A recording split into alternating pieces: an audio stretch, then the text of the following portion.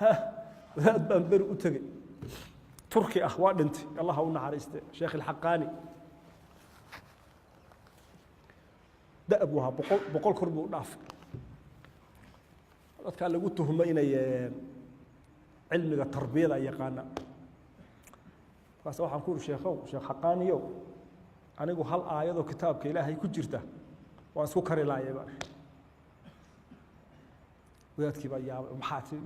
anigu hal aayad heedhe waa isku kari laaya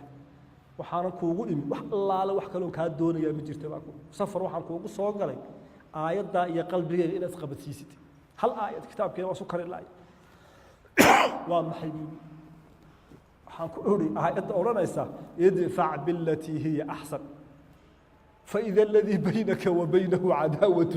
كأنه ولي حميم هذا ذرو أنو أيضا وسكر لا يبا هو معي ادفع بالتي هي أحسن كحماية وناق وقعلي كحماية وناق وقعلي ادفع بالتي هي أحسن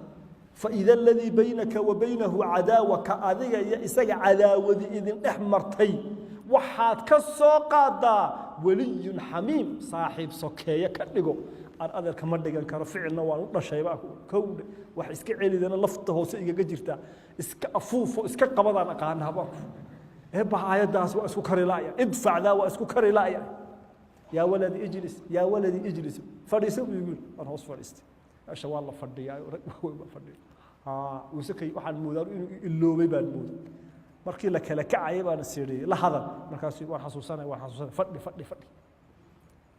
kunta soo shaaho bigaysan nasiiyay dawaan ku hayaa buu daw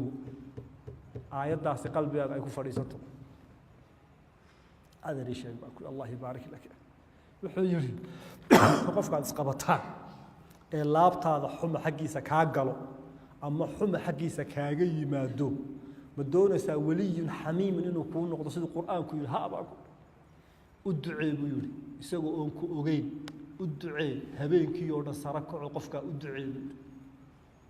ud'u allah lahu bil khayr